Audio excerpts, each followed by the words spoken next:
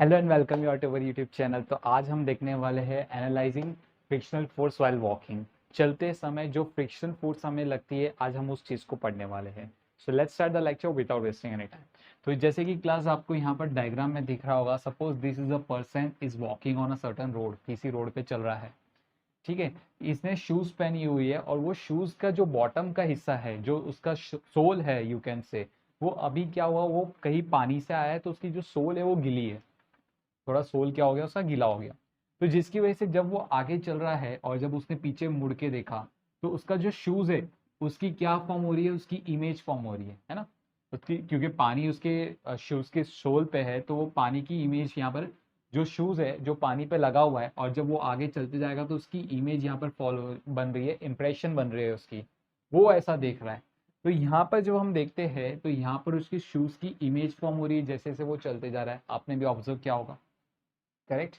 तो यहाँ पर हम इधर हमें ये चीज सबसे पहले समझना है कि जब there is a person who is walking on the road, ठीक है, उस पर्सन के ऊपर स्टैटिक फ्रिक्शन लग रहा है या काइनेटिक फ्रिक्शन लग रहा है। तो जैसे कि आप देख रहे हो, for example if this person is walking on the road, तो उसकी इमेज यहाँ पर फॉर्म हो रही है, जैसे कि अभी वो यहाँ पर है। तो जब वो यहाँ पर है तब आप देखोगे तो इसकी जो लेग्स है, मतलब जो शूज है, वो इस रोड के सरफेस के रिस्पेक्ट में स्लाइड नहीं कर रहा, मतलब स्लिप नहीं हो रहा। मतलब क्या हो रहा है, स्लिप नहीं हो रहा। तो यहाँ पर जब आप देखोगे इसका, जहां पर वो चल रहा है तो उस हिस्से पे उसकी स्लिपिंग नहीं हो रही, मतलब जो उसका शूज है वो स्लिप नहीं हो रहा। जिसकी वजह से इस पर्सन और रोड के बीच में जो फ्रिक्शन लगता है, वो कौन सा फ्रिक्शन होता है, स्टैटिक फ्रिक्शन होता है। वो कौन सा फ्रिक्शन होता है, स्टैटिक फ्रिक्शन होता है।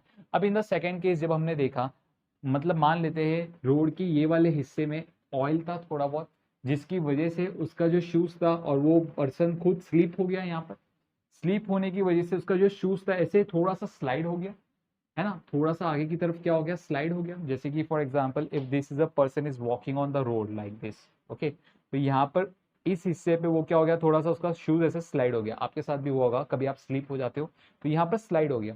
तो यहाँ पर जब उसकी शूज स्लाइड हो रही है, यहाँ पर कौन सी फ्रिक्शन लग जाती है, काइनेटिक फ्रिक्शन लग जाती है। बट इन दिस हम लोग किसके लिए पढ़ रहे हैं, हम लोग वॉकिंग के लिए पढ़ रहे हैं, मतलब नॉर्मल वॉकिंग के लिए पढ़ रहे हैं। मतलब हम ऐसा अज्यूम करके चलेंगे दैट दिस पर्सन, ये जो पर्सन जब चल रहा है ये कहीं पे भी स्लीप नहीं होगा, ये कहीं पे भी स्लीप नहीं होगा। तो हम इस सिचुएशन को स्टडी नहीं कर रहे, हम इस सिचुएशन को स्टडी कर रहे हैं। लेकिन आपको पता होना चाहिए कि कभी कौन सी सिचुएशन अराइज होती है, इसके लिए मैंने आपको बता दिया। अभी हम बात करते हैं direction of frictional force. For example that this is the road, and if this is a person who is walking on the road, this is the leg of that person, ये उस पर्सन का एक lag है। ठीक है, suppose this is the lag of the person. तो इस जो पर्सन है, ये इसका ये क्या करता है, एक नॉर्मल रिएक्शन देता है किसको, ग्राउंड सरफेस को। ओके, और ये आगे की तरफ जाने की कोशिश कर रहा है। ठीक है, तो यहाँ पर ग्राउंड भी क्या करेगा, उस पर्सन को नॉर्मल रिएक्शन देगा एन। तो हम बात कर रहे हैं फॉर अ पर्सन, तो ये नॉर्मल रिएक्शन को हम हटा देते हैं। ग्राउंड कितना नॉर्मल रिएक्शन दे रहा है इस पर्सन को, एन नॉर्मल रिएक्शन दे रहा है। ठीक है, नाउ अभी ये पर्सन आगे जाना चाहता है, तो ये क्या करता है, ग्राउंड को पीछे की तरफ पुश करता है। ये क्या करता है, ग्राउंड को पीछे की तरफ पुश करता है। और ये पर्सन कहाँ पर जाने की कोशिश कर रहा है, आगे जाने की कोशिश कर रहा है। तो यहाँ पर इसकी लेग्स क्या कर रही है, ग्राउंड को पीछे की तरफ पुश कर रही है। ठीक है, ग्राउंड को क्या कर रही है, पीछे की तरफ पुश कर रही है। तो जब ये पर्सन ग्राउंड को पीछे की तरफ पुश करेगा तो ग्राउंड इस पे क्या करेगा, फ्रिक्शनल फोर्स लगाएगा, है ना। मतलब ग्राउंड के रिस्पेक्ट में, ध्यान से समझने की कोशिश करो क्लास, ग्राउंड के रिस्पेक्ट में ये जो लैग है, सी हमारा जो लैग है वो उसको पीछे पुश करने, हम लोग लैग को क्या करने की कोशिश करते हैं, पीछे पुश करने की कोशिश करते हैं। मतलब ग्राउंड के रिस्पेक्ट में ये लैग पीछे आना चाहता है, ग्राउंड के रिस्पेक्ट में ये लेग क्या करना चाहता है, पीछे आना चाहता है, राइट। क्योंकि हम कभी भी चलोगे तो आप देखोगे, आप फोर्स जो अपने पैरों से दे रहे हो ग्राउंड को, वो कहाँ पर है, पीछे की डायरेक्शन में, इन द लेफ्ट डायरेक्शन ना। कभी भी आपने देखा है ऐसे आगे की तरफ फोर्स दे के आप चल पा रहे हो, नहीं, इट इज नॉट पॉसिबल। ठीक है, तो आपकी जो लेग्स है वो क्या कर रही है, ग्राउंड के ऊपर फोर्स दे रही है इन द बैकवर्ड डायरेक्शन, मतलब ग्राउंड के रिस्पेक्ट में आपकी लेग पीछे मूव करना चाहती है। तो ग्राउंड क्या करेगा, उस मोशन को अपोज करने के लिए एक फ्रिक्शनल फोर्स दे देगा, that is F, in this direction. तो this is the direction of frictional force acting on your legs, और आप इसी फ्रिक्शनल फोर्स की वजह से चल पाते हो। फॉर एग्जाम्पल अगर ये फ्रिक्शनल फोर्स नहीं होगा तो क्या होगा, if this frictional force is not there, तो आप चल ही नहीं पाओगे। क्योंकि आप ग्राउंड को एक पीछे की डायरेक्शन में फोर्स दोगे but ground is not able to give you the frictional force in the forward direction, तो आपकी मोशन कैसे होगी, आप सिर्फ बस ऐसे जगह पे ही घूमते रहोगे, मतलब मैं ऐसे ही चलता रहूंगा जगह पे, मैं आगे मूव ही नहीं कर पाऊंगा, I can't go ahead. So that's the reason कि फ्रिक्शनल फोर्स बहुत जरूरी होता है फॉर द वॉकिंग और the running, you can say. So इस तरीके से हमें देखना है कि फ्रिक्शनल फोर्स कभी भी आपके ऊपर, ग्राउंड जो लगाता है फ्रिक्शनल फोर्स, आप जिस डायरेक्शन में वॉक करना चाहते हो उसी डायरेक्शन में ग्राउंड आपके ऊपर फ्रिक्शनल फोर्स लगाता है। So this you need to remember. Okay, so please copy down this, then we'll go to the numericals. Let's try to analyze the next question. So let me open the question. Yeah. So the question is, a man of mass m is moving with a constant acceleration a with respect to plank. The plank lies on a smooth horizontal floor if the mass of the plank is also m. Calculate the acceleration of the plank and the man with respect to the ground and the frictional force extended by the plank on the man. Okay, तो हमें find out करना है what is the acceleration of this person as well as the plank with respect to the ground. ये जो Planck है ये किसी smooth surface के ऊपर रखा हुआ है and this person is moving with an acceleration a with respect to the plank, with respect to the plank. Fine, तो हम इस चीज को एनालाइज करेंगे एज वेल एज हमें फ्रिक्शनल फोर्स भी फाइंड आउट करना है। तो सबसे पहले हम बात करेंगे दैट, चलो मान लेते हैं that acceleration of this person with respect to the ground is a1। ठीक है, a1 is the acceleration of this person with respect to the ground and a2 is the acceleration of this plank with respect to the ground in the backward direction. Obviously if this person is moving in the forward direction then plank will move in the backward direction. Okay, so I will write down, फिर से मैं बता रहा हूँ, a1 is the acceleration of this person with respect to the ground, a2 is the acceleration of this plank with respect to the ground and a is the acceleration of this person with respect to the plank. ठीक है, okay, so therefore I will write down that we know that acceleration a, acceleration of person with respect to plank. Okay, so एक काम करते हैं, इसको acceleration of man with respect to plank लिखते हैं, not person, acceleration of man with respect to plank. ठीक है, so it becomes acceleration of man minus acceleration of plank. What is the acceleration of man with respect to plank? If suppose this is my x direction, this is my y direction, ठीक है, so therefore acceleration of man with respect to plank is towards negative x-axis, so I will write down it is minus a. What is acceleration of man? It is a1 towards negative x-axis, so minus a1. What is acceleration of plank? It is a2 but towards the positive x-axis, so acceleration of a plank is nothing but minus a2. Clear? So negative sign हम -1 से multiply करा देंगे, so a comes out to be a1 plus a2. So that's the relation right now we are getting. सबसे पहले अभी हम बनाएंगे FBD. So suppose if this is a person, okay, suppose this is the person, इस person के ऊपर कौन से फोर्सेस लग रहे हैं? सबसे पहले इसका खुद का weight that is mg in the downward direction, normal reaction and given by the plank to this person, correct. और जो फ्रिक्शनल फोर्स होगा हमें पता है frictional force is in the direction of the motion of this person that is F, and this person is moving with an acceleration a1 with respect to the ground, correct। तो n का जो value है, n का value कितना हो गया mg, we know that, and f का जो वैल्यू है वो कितना हो जाएगा, it is mu mg, correct, mu n का वैल्यू mg मैंने पुट कर दिया, f का value comes out to be mu mg, but हमें पता है ये कौन सी फ्रिक्शन है, ये स्टैटिक फ्रिक्शन है, करेक्ट। स्टैटिक फ्रिक्शन में फ्रिक्शनल फोर्स का जो वैल्यू होगा it will be less than equals to mu mg, correct. तो यहाँ पर जो फ्रिक्शनल फोर्स है, as we know that this is the only force is responsible to for the movement of this person in the forward direction, so therefore I will write down F is equals to m into a1, that's the value of frictional force, F is equals to what, ma1, correct. तो चलो हमें ये equation आ गया, अभी हम Planck की बात करते हैं। Suppose this is the plank, okay, whose mass is m, इसके ऊपर कौन से फोर्सेस लग रहे हैं? एक तो इसका खुद का वेट दैट इज mg, उसके बाद ये पर्सन भी इसको नॉर्मल रिएक्शन दे रहा है दैट इज n, और इसके बाद ग्राउंड सरफेस इसको नॉर्मल रिएक्शन दे रहा है n। क्लियर? इस प्लैंक ने इस पर्सन के ऊपर फ्रिक्शनल फोर्स लगाया इन द लेफ्ट डायरेक्शन, तो पर्सन क्या करेगा, इस प्लैंक के ऊपर फ्रिक्शनल फोर्स लगाएगा in the right direction, and obviously we know that it is moving in the right direction with an acceleration a2, correct, with an acceleration a2, good. तो यहाँ पर हम बात करेंगे that f is nothing but mass into acceleration that is m(e2). F की value क्या होगी, mass into acceleration that is m(e2). As we know that यहाँ पर जो n1 का वैल्यू है, n1 का value comes out to be n plus mg। What is the value of n का वैल्यू कितना है mg, तो n की जगह मैं क्या पुट करूंगा mg plus mg। mg plus mg कितना हो गया, it becomes 2mg, that is the value of n1। तो यहाँ पर मैं लिख दूंगा दैट n1 का value comes out to be 2mg। Correct. Actually normal reactions की हमें ज़रूरत नहीं है, लेकिन मैंने फिर भी फॉर आवर अंडरस्टैंडिंग मैंने कैलकुलेट कर लिया कि इस वक्त नॉर्मल रिएक्शन भी कितना लगेगा। Okay, so now let's come back over here. So a1 का जो वैल्यू है, a1 का वैल्यू कितना हो जाएगा f/m, और यहाँ पर a2 का वैल्यू क्या हो जाएगा, a2 का वैल्यू हो जाएगा f/m from this equation. Putting this value of a1 and a2, a1 और a2 की वैल्यू यहाँ पर पुट कर दो, तो a is equals to a1 का वैल्यू है f/m और a2 का वैल्यू भी हमारे पास f/m है। So it comes out to be 2f/m and a, m को यहाँ पर लेके आ गया, so ma/2 is your f। so friction force आ गया हमें, यही फ्रिक्शन फोर्स की वैल्यू यहाँ पर पुट करेंगे।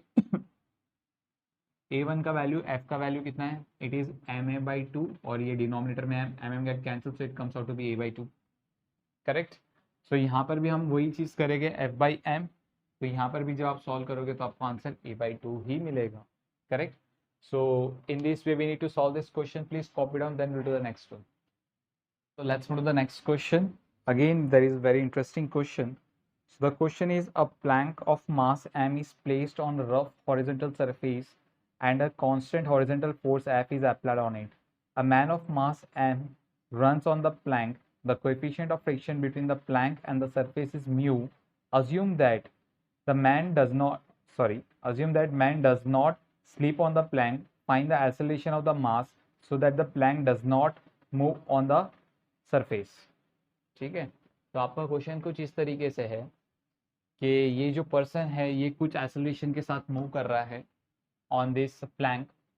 ओके, आपको फाइंड आउट करना है कि बताओ एफ की वैल्यू कितनी होनी है जिसकी वजह say that when this person is moving on the plank, तो ये जो प्लैंक है, ये सरफेस, इसके नीचे जो सरफेस लगी हुई है उसके रिस्पेक्ट में ये मूव ना करे, मतलब प्लैंक मूव नहीं करना चाहिए। इन शॉर्ट, प्लैंक मूव नहीं करना चाहिए।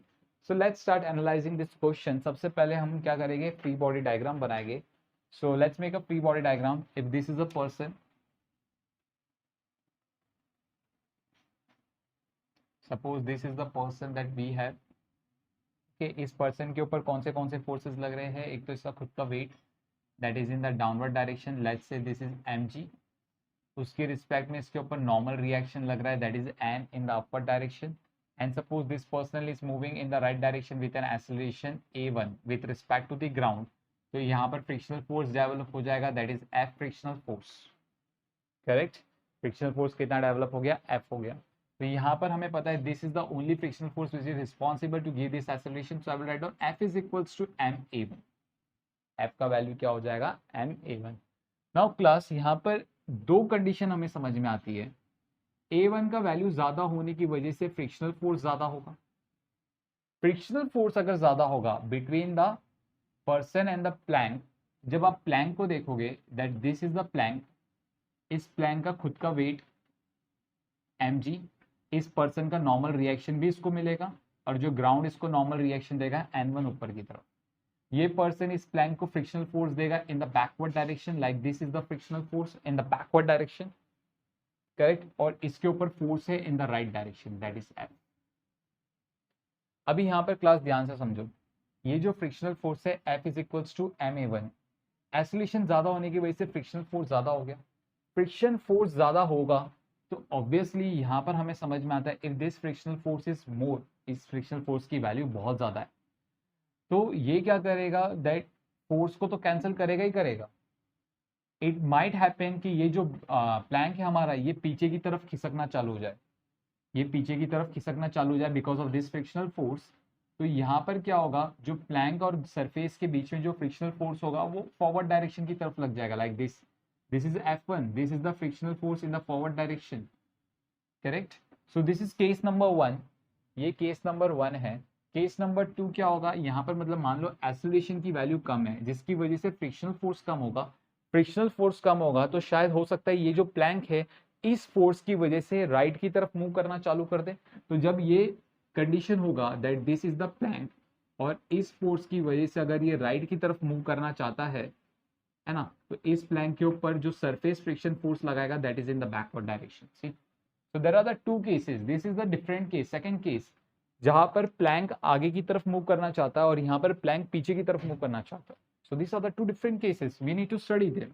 ओके, तो यहाँ पर इसका खुद का weight that is mg, normal reaction that is n, और यहाँ पर ग्राउंड सरफेस को नॉर्मल रिएक्शन n1 का दे रहे हैं। तो ये सारे हमने क्या बना दिया, इसका फ्री बॉडी डायग्राम बना दिया। Now let's analyse, now it's time to analyse them. Okay, so let's come back over here. अच्छा, ये इक्वेशन तो हमें आ गई है, इस इक्वेशन की बात करते हैं हम। Okay, so when we talk about this equation, यहाँ पर हमें समझ में आता है दैट n1 का वैल्यू कितना हो जाएगा, n1 is nothing but what, n plus mg, and what is n, normal reaction कितना है हमारे पास, as you can see the normal reaction from here is equals to mg। तो यहाँ पर n की जगह मैं क्या पुट करूंगा, I will put mg plus capital mg।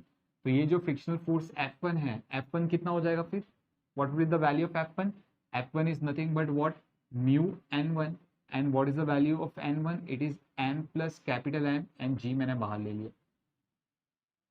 Correct, good. तो चलो, हमें ये इक्वेशन मिल रही है, F1 की वैल्यू हमें आ गई है। अभी हमें पता है ये जो प्लैंक है ये मूव नहीं कर रहा, ये ना ही लेफ्ट की तरफ जा रहा है ना ही राइट की तरफ जा रहा है, ये मूव ही नहीं कर रहा, ठीक है, क्योंकि हमें क्वेश्चन में वही पूछा गया है कि जब ये मूव नहीं कर रहा तब आप फोर्सेस पता करो। Obviously if this plank is not moving, मतलब इस प्लैंक की एक्सेलरेशन कितनी है, जीरो है। इस प्लैंक की एक्सेलरेशन जीरो है in the X direction as well as in the Y direction also. So obviously all the right side forces is equals to the left side forces. Left side forces में कौन है, F है, right side forces में कौन है, F plus F1 है। Correct, F की value कितनी है, m इंटू A1, और कैपिटल F की वैल्यू कितनी है हमारे पास, कैपिटल F नहीं है हमारे पास। स्मॉल f1 की वैल्यू कितनी है, it is mu m plus m g। So therefore F का वैल्यू कितना आ गया, it is m A1 minus mu m plus capital M g। So that is the value of capital F. So we got the first value. A1 find out करेंगे अभी, सो सारी terms को left hand side लेके आएंगे। So F plus mu M plus M G plus F is equals to M A1। तो A1 का value कितना हो गया, A1 comes out to be F plus mu small m plus capital M G upon M। So that is the first value of A1. Now let's move to the second value for A1. तो यहाँ पर आ जाएंगे, यहाँ पर हमें पता है Planck move नहीं कर रहा, तो ऑब्वियसली इसकी horizontal forces, net horizontal force कितनी हो जाएगी, जीरो हो जाएगी, जिसकी वजह से हमें पता है all the right side forces is equals to left side forces. So F is equals to F plus F1, है ना। F, what is the value of F, small f mass into acceleration that is m A1, and what is the value of F1, F1 का value mu m plus mg। So mu m plus mg, correct, थोड़ा जी बड़ा लिख देता हूँ यार। सो इस term को लेफ्ट हैंड साइड भेजो। So F minus mu m plus m g is equals to mass into acceleration. So acceleration कितना आ गया, F minus mu m plus m g upon m। So that is the acceleration of the system in both the cases. So please copy down, then we'll do the next question. Let's do the next question. So the question is like that: with what maximum acceleration can a person run up and down on an inclined plane of inclination theta? Assume mu is equals to coefficient of static friction. Fine, तो हमें find out करना है जब person ऊपर जा रहा है या फिर जब पर्सन नीचे जा रहा है, तो उन दोनों कंडीशन में उस पर्सन की मैक्सिमम एक्सेलरेशन कितनी होगी। Okay, so let's start this question without wasting any time. So यहाँ पर सबसे पहले हम इसकी एफबीडी बना देंगे। तो लेट्स से इस पर्सन का जो मास है m है, और इसकी वजह से इसकी जो वेट है that is mg, correct. Okay, यहाँ पर ये पर्सन अगर ऊपर जा रहा है तो हमें पता है frictional force will act in this direction. mg को रिजॉल्व करेंगे into two components, one will be in this direction and another will be in this direction. तो वी नो दैट दिस वाला, ये वाला जो कंपोनेंट है ये हो गया mg cos थीटा, और ये वाला जो कंपोनेंट है ये हो गया mg sin theta, and this person is moving with an acceleration a1। कितनी एक्सेलरेशन के साथ जा रहा है, a1 एक्सेलरेशन के साथ जा रहा है, and that's the normal reaction over here, that is n। So n का वैल्यू कितना हो गया, सबसे पहले हम बात करेंगे n के वैल्यू की। The value of n comes out to be mg cos theta, है ना। तो एन का वैल्यू कितना हो गया, एन का वैल्यू हो गया एम जी कॉस थीटा। उसके बाद नेट फोर्स लगा देंगे, जब ये पर्सन ऊपर जा रहा है तो अब द इंक्लाइन नेट फोर्स लगा देंगे, that is F minus M G sine theta is equals to mass into acceleration M A one. Therefore F का वैल्यू कितना आ रहा है हमें, M G sine theta plus M A one. But हमें पता है एफ एक स्टैटिक फ्रिक्शन है, तो स्टैटिक फ्रिक्शन का value is less than equals to mu N. What is the value of N, mg cos theta, so f is less than equals to mu mg cos theta। f का value कितना है, mg sin theta plus ma1, तो मैं यहाँ पर लिख दूंगा it is mg sin theta plus ma1 less than equals to mu mg cos theta। m and m get cancelled, g sin theta को लेफ्ट हैंड साइड भेजेंगे, सो a1 is less than equals to mu g cos theta and minus ji sine theta. ठीक है, तो acceleration का maximum value कितना है, maximum value of acceleration comes out to be mu G cos theta minus ji sine theta, so that is the value of maximum acceleration. Now let's talk about when the person is moving down the incline. So when the person is moving down the incline, सबसे पहले इसका खुद का weight, that is mg in the downward direction. उसके बाद the normal reaction, that is n. Frictional force यहाँ पर लग जाएगा, that is F. So mg को रिजॉल्व करेंगे into two components, one is this one which is mg cos theta and another is this one that is mg sin theta. Correct? So in this scenario, as we can see from the diagram, and this person is moving with an acceleration a. Correct? So therefore I will write down that f plus mg sin theta is equals to mass into acceleration. But हमें पता है f का value जो होता है it is less than equals to mu N, and n का value कितना आ रहा है हमें, mg cos theta. So n का वैल्यू कितना हो जाएगा हमारे पास, mg cos थीटा। तो n की वैल्यू मैंने क्या लिख दी, mg cos थीटा। करेक्ट? तो यहाँ पर therefore I will write down that f is less than equals to mu n की जगह मैं mg cos थीटा पुट कर दूंगा, mg cos theta. mg sin theta को राइट हैंड साइड भेज देंगे हम, so therefore mg sin theta अगर राइट हैंड साइड चला गया तो f comes out to be ma1 minus mg sin theta. Putting this value of f in this equation, so it comes out to be ma, sorry, not, this is not a1, this is a, so ma minus mg sin theta less than equals to mu mg cos theta. m get cancelled, minus ji sine theta को right hand side भेजेंगे तो क्या हो गया, plus g sin theta. So that is the value of acceleration, correct? And this is the maximum value of acceleration, that is mu g cos theta plus g sin theta when the person is moving down the incline. So with this we will end our lecture. I hope you like this lecture. If you like this lecture, then please share with your friend and subscribe our channel. Thank you.